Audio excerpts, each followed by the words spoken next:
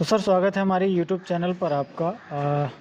जो भी दर्शक आपको देख रहे हैं थोड़ा सा एक एक करके अगर आप परिचय देंगे। वैसे आप लोगों के परिचय की ज़रूरत नहीं है, आप लोग को वैसे भी मेरी जो ऑडियंस है वो भली भांति जानती है।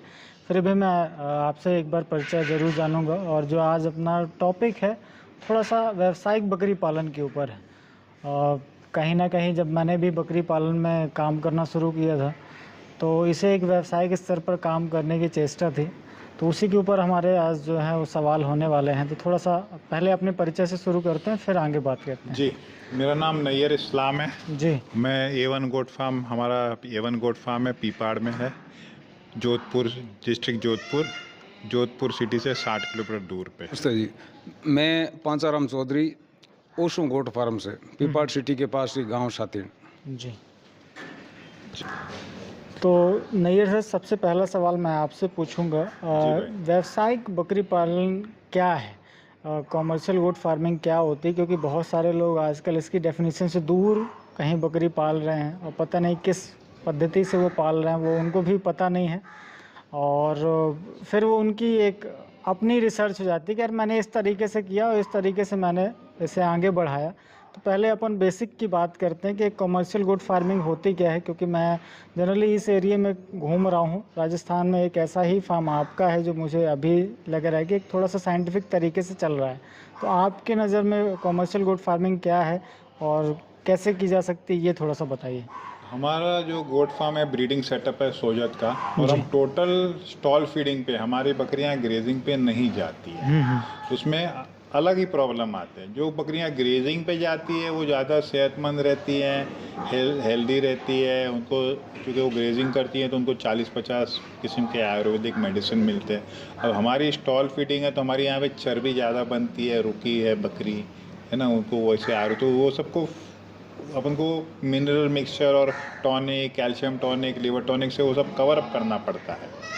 तो इसका अलग प्रॉब्लम है। स्टॉल फीडिंग में बहुत लोग नहीं करते हैं, बकरी पालन स्टॉल फीडिंग में बकरी पालन नहीं करते, फीमेल गोट फार्म का सेटअप नहीं लगता, सब लोग ग्रेजिंग ही करते हैं। जी, बकरी पालन स्टॉल फीडिंग पे नहीं करते, ये कॉस्टली पड़ता है। ये तो कॉस्टली पड़ने की वजह से हम लोग ये कट्टू का माल नहीं बना सकते हैं। हमको बकरी का महंगा वाला माल बना पड़े तो ही ये कमर्शियल वाइबल है। तो ये वाइबल नहीं, परवड़ता नहीं खाएगा ये। जी, मेरा जो 5-6 साल का एक्सपीरियंस है गोट फार्मिंग का जी, उसके हिसाब से मैं बता रहा हूँ कि गोट फार्मिंग एक साइड जॉब मान के चलो आप। अच्छा। ओनली गोट फार्मिंग के ऊपर अगर कोई बंदा डिपेंड है, साइड इनकम नहीं है, तो ये सक्षम नहीं है, चाहे वो ग्रेजिंग पे है या वो स्टॉल फीडिंग पे। और मेरा जो है सिस्टम वो दोनों सेमी सिस्टम है। 6 महीने बकरी ग्रेजिंग पे चरती है और 6 महीने स्टॉल फीडिंग पे रहती है। क्योंकि राजस्थान शुष्क एरिया है, बारिश के दिनों में और सर्दियों के दिनों में खेतों में कुछ खाने को मिल जाता है, बाकी 12 मास नहीं मिलता। तो नॉर्मल बकरी और नॉर्मल ब्रीडर से अगर काम करते हैं तो सर मैंने ये देखा है कि सेमी फीडिंग में भी सक्सेस नहीं है। अच्छा। क्योंकि एक बकरी का सालाना मेरे यहाँ पेट खर्च है कम से कम मान के चलो 15 से 18 हज़ार रुपया। अच्छा। और साल में एक बकरी के औसतन 2 बच्चे अपने को मिलते हैं, ठीक है। तो 2 बच्चे 18-20 हज़ार में बिकेंगे। नॉर्मल ब्रीड की बकरियां हैं और कोई स्पेशल ब्रीडर यूज़ नहीं कर रहे हैं, क्रॉस ब्रीड नहीं करवा रहे हैं, तो इसी रेट में 2 बच्चे बिकते हैं। तो अपने को मिलने जालना कुछ नहीं है। तो मेरे हिसाब से तो अगर कोई बंदा गोट फार्मिंग कर रहा है तो उसके साइड में कुछ होना चाहिए। जैसे कुछ लोग करते हैं, जैसे मैं मेरे ऊपर ही कह रहा हूँ, मैं ब्रीडिंग भी कर रहा हूँ, साथ में ट्रेडिंग भी कर रहा हूँ। अच्छा। तो ट्रेडिंग में जो पैसा मैं कमा रहा हूँ उनसे मेरा जो ब्रीडिंग की बकरियाँ उनका पेट खर्च निकाल लेता हूँ, तभी जाके मैं जो उनके बच्चे बेच रहा हूँ वो मेरी एक सेफ मनी रह जाती है। ओनली ब्रीडिंग में इतनी बचत नहीं है, इतनी इनकम नहीं है जी। 10-20 हज़ार रुपये कमाना महीने का, फिर वो होगा ही नहीं। 10-20 हज़ार से बच जाएगा महीने का, तो साल का 2 लाख रुपए बच जाएगा, तो मज़ा नहीं है ना उसमें। और जब तक आप कुर्बानी का माल नहीं तैयार करेंगे तो स्टॉल फीडिंग चलेगा ही नहीं। और कॉस्टली, फिर बच्चे आप 15 हज़ार 20 हज़ार में बेचेंगे तो ही चलेगा। जी। तो एक बड़ा सवाल रहता है, जैसे आपने कहा कि बचता नहीं है या साइड बिजनेस अगर आपका नहीं है। मैंने बहुत सारे ऐसे लोगों को भी देखा है कि पहले वो कहीं पर ठीक ठाक जॉब कर रहे थे, बकरी पालन में प्रॉफिट देखकर वो इसमें कूदे और वो जॉब को भी उन्होंने क्विट किया। अब वो जॉब भी नहीं कर रहे हैं, अब वो केवल बकरी पालन कर रहे हैं या करना चाहते हैं। तो उनके लिए क्या संदेश क्या सजेशन है सर, ये थोड़ा सा बताइए कि इन सारी बातों को ध्यान में रखते हुए ही आए तो ज़्यादा अच्छा रहेगा। हाँ, तो स्टार्टिंग में आप जॉब कर रहे हैं या आपकी कोई दुकान है या कोई छोटा मोटा बिजनेस है तो वो बेटर है, क्योंकि फुल डिपेंडेंट बकरी फार्म में प्रॉब्लम वही आएगा, 20-30 हज़ार रुपये महीने का छूटेगा। हाँ, अब वो मैं कर रहा हूँ फुल टाइम, मेरा फुल टाइम हो गया। कोविड के बाद मैं फुल टाइम गोट फार्मिंग पे ही मेरा ध्यान है। मैं बकरी, लेकिन मेरी बकरियाँ महंगी है, मैं क्वालिटी में काम कर रहा हूँ। बकरियाँ मेरी महंगी है, बकरा भी मेरा, अंडू भी महंगा, और मैं कुर्बानी का मैं ट्रेडिंग भी कर लेता हूँ। कुर्बानी के टाइम पे मैं 1-2 महीने पे मैं 100 बकरे खरीद के वो बेच देता हूँ, तो मेरा साल भर का खर्चा भी उसमें भी निकल जाता है जी। तो लोग जो कर रहे हैं बकरी फार्म, वो बोलते हैं हमारे यहाँ बहुत जंगल है, हमारे यहाँ बहुत घास है, हमको फीड का पैसा नहीं लगेगा, है ना। वो सब बोलने की बात है। यूट्यूब पे तो बहुत वीडियोस है जो बोल रहे हैं करोड़ों रुपए कमाओ, लाखों रुपए कमाओ, है ना। वो सब झूठी बातें हैं, है ना, वो सब होता नहीं है। किसी ने करोड़ों रुपए कमाया होगा, मुझे तो नहीं मालूम, है ना। CIRG के टीचर लोग बोल रहे हैं करोड़ों रुपए कमाओ, करोड़ों कमाओ। कहाँ से करोड़ रुपए कमाने के लिए आपको 4-5 करोड़ रुपए के बकरे बेचने पड़ेंगे, तब आप करोड़ रुपए कमाएंगे। रेवेन्यू हो करोड़ रुपए का और कमाई करोड़ रुपए में, दोनों में फर्क है। तो ये सब बातें सुन के आना नहीं है ना ये सब। और 2-3 लाख रुपए में गोट फार्म नहीं होता है ना। इसमें पैसे लगते हैं। फिर 3 साल तो गोट फार्म में कुछ कमाई ही नहीं है। आप बकरी खरीद लीजिए 20, है ना, एक बकरा खरीद लीजिए, उसको 3 साल तो खाना खिलाना पड़ेगा, तब वो 3 साल के बाद में रिटर्न शुरू होगा। तो इसके लिए आप जॉब छोड़ के सीधे ये बिजनेस में कूद जाएंगे, और जिसमें 3 साल तक आपको इन्वेस्ट ही करना है, तो आप बहुत बड़े प्रॉब्लम में आ जाएंगे। मेरे एक्सपीरियंस के तौर पे मैं बता देता हूँ। वैसे सर की बात का मैं समर्थन करता हूँ, इन्होंने बहुत बढ़िया बात बोली है। 1000 दिन हर धंधे में लगता है, चाहे गोट फार्मिंग है, चाहे ड्राइवरिंग लाइन है, चाहे कोई फैक्ट्री है, इंडस्ट्री है, कोई भी खेती बाड़ी है।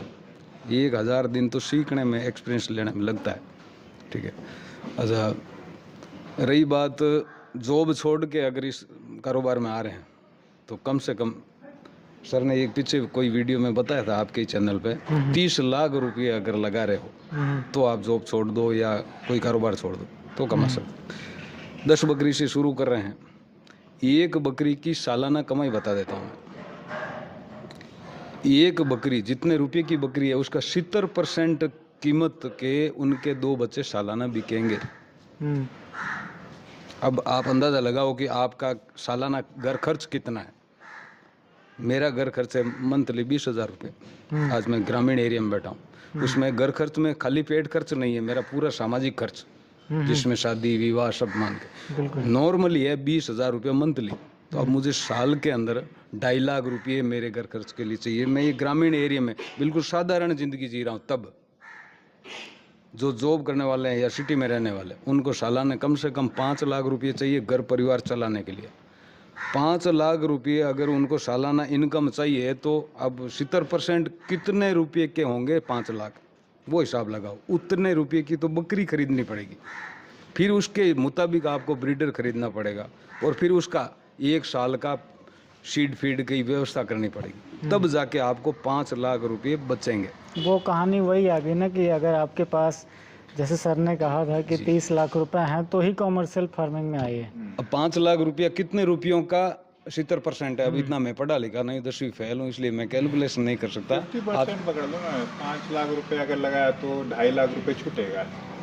70% बचते हैं सर। जैसे 5 लाख रुपए कितनी मनी का 5 लाख 70% है। नया गोट फार्म कोई डाल रहे हैं तो बकरियां बच्चे मरेंगे भी, तो अपन 50%, 5 लाख रुपए लगाया तो 2.5 लाख रुपए मेहनत करेंगे तो छूट जाएगा। छूट जाएगा, बिल्कुल। सर एक सवाल ये है बेसिक प्राइमरी, अब ये इतनी सारी बातों सुनने के बाद ये सवाल उठता है कि यार शुरू कैसे करी जाए।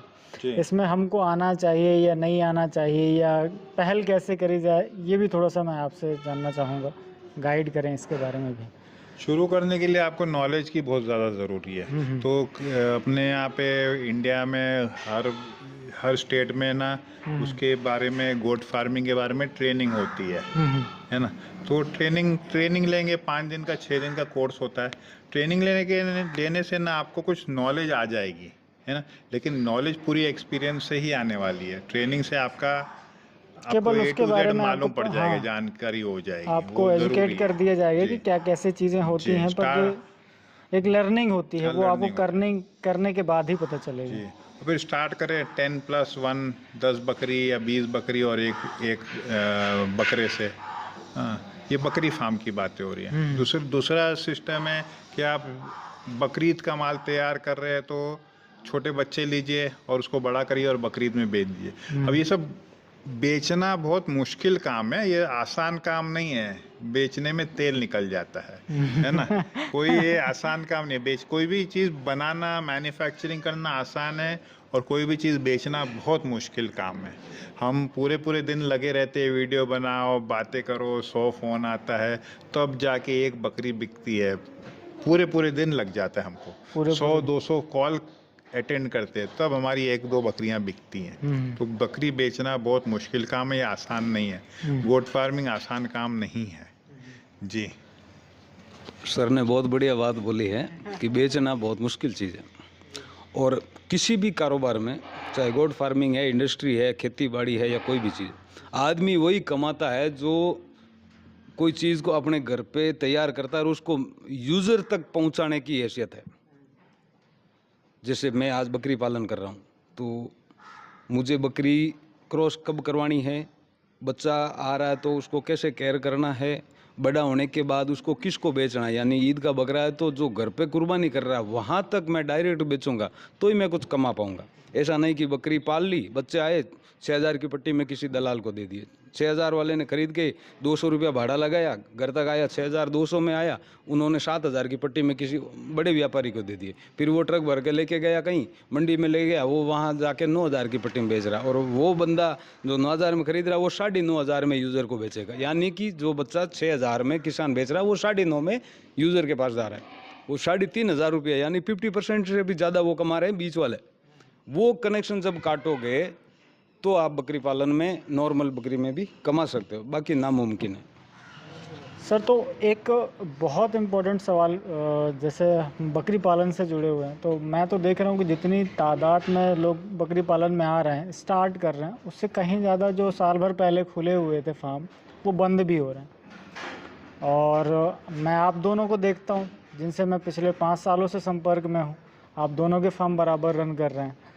तो इसके पीछे का बेसिक रीज़न क्या हो सकता है, कहाँ पे चूक हो रही है उनकी, और क्या मिस्टेक कर रहे हैं वो अपने पालन के दौरान, ये थोड़ा सा मुझे बताइए। अच्छा, गोट फार्मिंग बंद होने के बहुत कारण है। नंबर 1 तो आदमी पैसा डाल देता है, 10 लाख का शेड बना लेता है, 10 लाख की बकरियां खरीद ले, लेकिन ये भूल जाता है कि उसको 10 लाख रुपए का खाना भी खिलाना है साल का। तो 1-2 महीना खिला देता है, फिर उसके बाद में वो खाने का प्रॉब्लम हो जाता है, नहीं खरीदता है। लाख रुपए महीने को उसको खाना भी खिलाना है 100 बकरी को, है ना। 100 बकरी अगर डाल ली तो वो नहीं खिलाता है, तो फिर घर वाले उसको तंग करते हैं। तो कैसा धंधा डाल दिया है कि रोज रोज इसमें पैसा डालना है, पैसा कब आएगा, क्योंकि इसमें तो 3 साल कुछ आने वाला नहीं है पैसा। जी।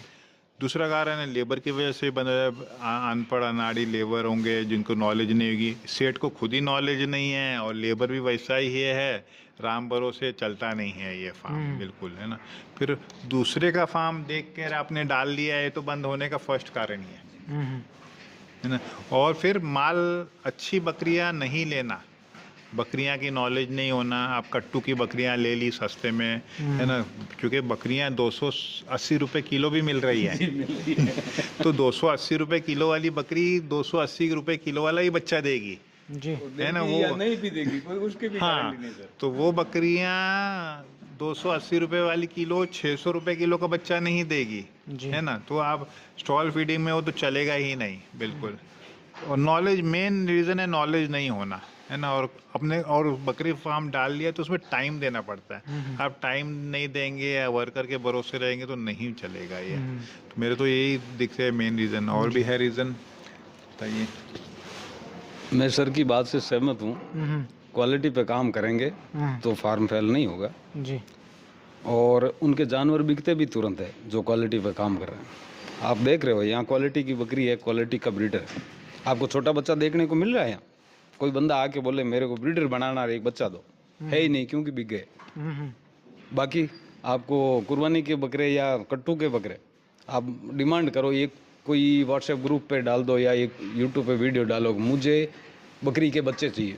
आपको 100 बच्चों के वीडियो आते रहेंगे, आप उसको देख भी नहीं पाओगे, इतने 100 बच्चों के लौट के वीडियो आ जाएंगे।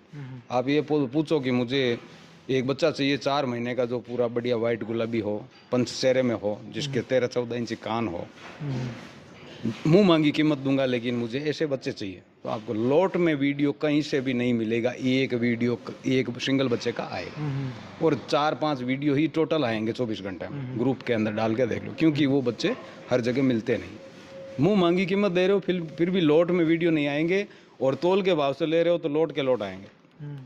तो चीज़ ये, जो क्वालिटी पे काम करते हैं उनका माल तुरंत बिक जाता है और मुंह मांगी रेटें मिलती है, ठीक है, और वो लॉस में नहीं जाते, क्योंकि बकरी खाती बराबर है। जो 250 रुपये किलो का बच्चा पैदा करने वाली भी बकरी उतना ही खाना खा रही है, और जो 2500 रुपये किलो भी जानवर कुछ बिकते हैं बच्चे, उनकी माँ भी खाना इतने खा रही।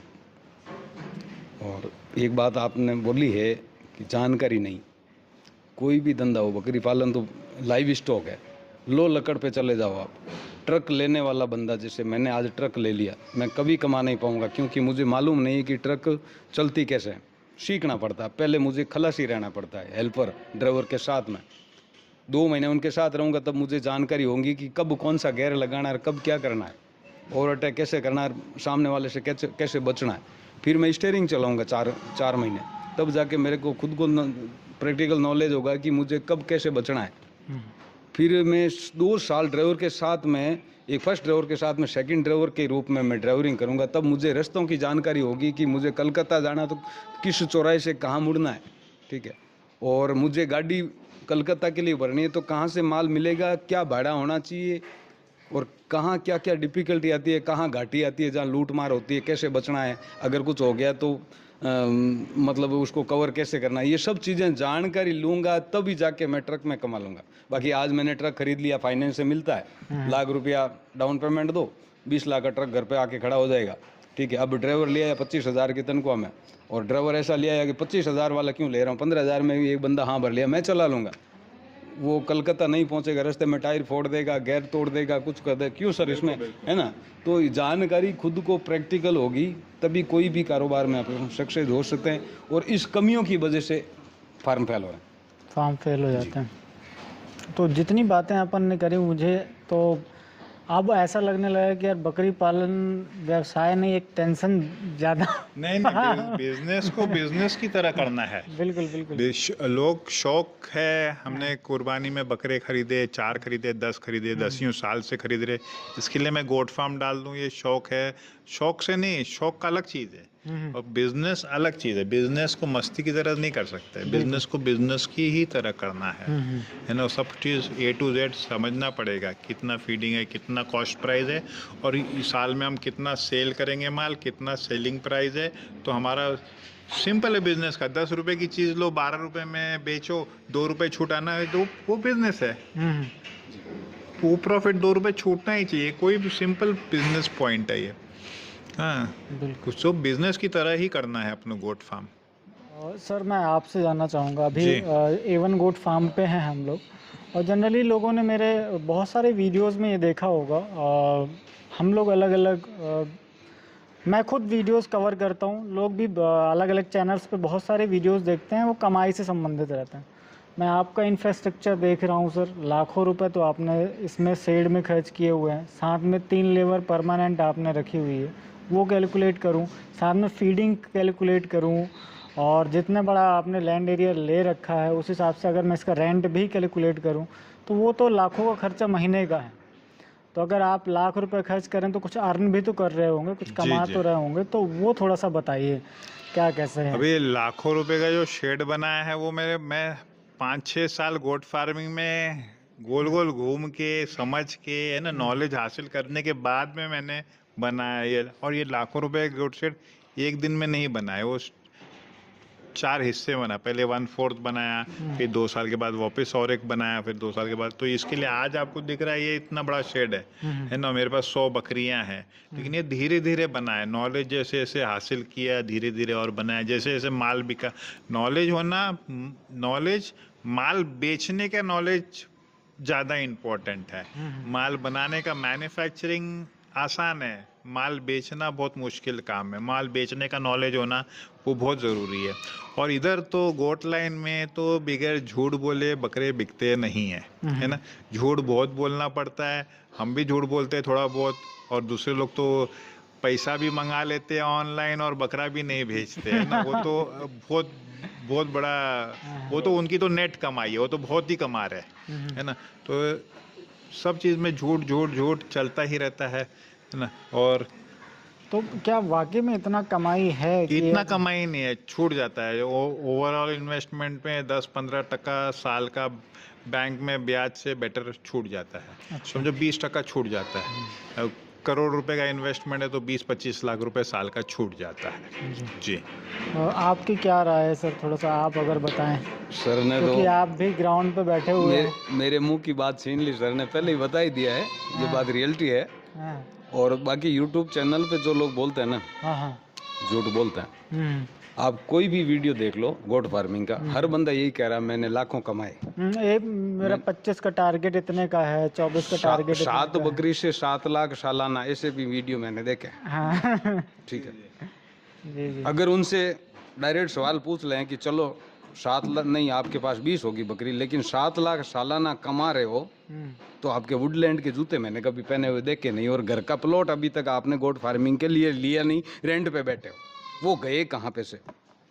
तो इसमें एक हमारे राजस्थान की एक कहावत है कि एक आदमी की किसी एक्सीडेंट में नाक कट गई थी।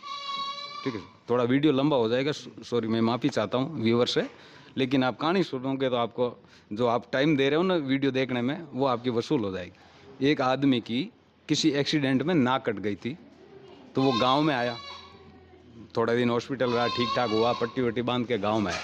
तो टोटल गांव वाले लोग उसके ऊपर हंस रहे हैं कि साले की नाक कट गई। अब नाक कटना अपने इंडिया में उसकी बेइज्जती मानते हैं, चाहे वो कैसे भी कट गया हो। हालांकि जो अपराध करते थे पुराने टाइम में, उसकी नाक काटी जाती थी, वो अपराध, वो मतलब हंसने की चीज़ होती थी। एक्सीडेंट में देखो गर्दन भी कट जाती है, नाक कोई बड़ी चीज़ नहीं है, लेकिन गांव वाले उसके ऊपर हंस रहे थे। तो उन्होंने सोचा यार क्या करें, नाक तो कट गई, ये रिटर्न तो आने वाली है नहीं, लेकिन कुछ ऐसा करें कि और भी कुछ लोगों के नाक कट जाए तो मेरे को हंसने बंद हो जाएंगे। ठीक है, यही गोट फार्मिंग में होती है। अब उन्होंने क्या किया, एक दिन जैसे अपना ये जो मीटिंग चल रही है, इसी तरीके से गांव के कुछ लोग बैठे बातें कर रहे थे, तो वो भी बेचारा कुर्सी लगा के वहाँ बैठ गया। अब उनको सब गांव वालों की नाक कटवाने थे, उन्होंने ऐसे ऊपर देख के बोला वाह क्या बात है। जैसे अपने हिंदुओं में बोलते हैं कि भाई इंद्र की परी नाच रही है, ठीक है, मुस्लिम धर्म में बोलते हैं कि भाई पूरे डांस कर रही है ना, यही बोलते हैं ना सर, वो अपना अपना लैंग्वेज का फर्क है, बाकी चीज़ वही है।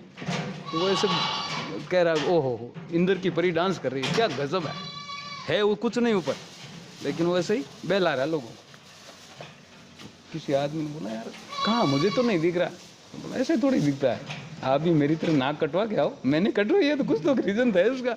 मैं भी कहीं एक गाँव में गया था जंगल में, वहाँ बाड़मेर की तरफ, तो वहाँ लोगों को दिख रहा था, मैंने भी कटवा ली और मुझे भी आज दिख रहा है, तो आप भी जाओ। काफ़ी लोगों ने तो उनकी बातों पर यकीन नहीं किया, लेकिन मेरे जैसा कोई लालची था, वो सोचा यार कटवा लेते हैं, थोड़ा सा क्या फर्क पड़ता है, अगर दिख गया तो मज़ा आ जाएगा। वो घर जाके ब्लेड से अपना नाक काट के आ गया और फिर वहीं आके बैठ के बोलता, अब वो सोच रहा है कि दिख तो कुछ नहीं रहा है, ठीक है, कुछ नहीं दिख रहा, लेकिन अब क्या करें। अब सच बोलूंगा कि मुझे कुछ नहीं दिख रहा तो ये हंसेंगे, इनसे भी ज़्यादा मेरे ऊपर हंसेंगे। तो उन्होंने उनको बोला हाँ यार भाई तू सलीम भाई तू सही बोल रहा था यार, देखो गजब नाच रही है यार, क्या हुआ वाह क्या ठुमका लगाया। तो पड़ोस में बैठे हुए 4 आदमियों का दिमाग और खराब हो गया, वो भी घर पे जाके काट के आए। आगे देखे यार, ऊपर तो कुछ नहीं, बादल छाए हुए, बारिश आ सकती है, ठीक है। यूं करते करते साहब गांव के 40% लोगों ने नाक कटवा लिए। लास्ट में कोई समझदार आदमी था, वो भी कटवा के आ तो गया, लेकिन आके देख के बोला यार भाई क्यों झूठ बोलते हो यार, ऊपर मुझे तो कुछ नहीं दिख रहा। तब वो फर्स्ट वाला आदमी खड़ा होकर बोला कि मुझे भी कुछ नहीं दिख रहा था, लेकिन तुम लोग फालतू हंस रहे थे, ये तो मेरा बाइक से एक्सीडेंट हुआ, गिर गया, नाक कट गई, लेकिन अब आप लोग मेरे के ऊपर नहीं हंसोगे। इसीलिए गोट फार्मिंग के अंदर लॉस खाने वाला बंदा भी यही कहता है कि हमने लाखों कमाए, ठीक है। उनकी बातों पे आके तो अपने को गोट फार्मिंग नहीं करनी है।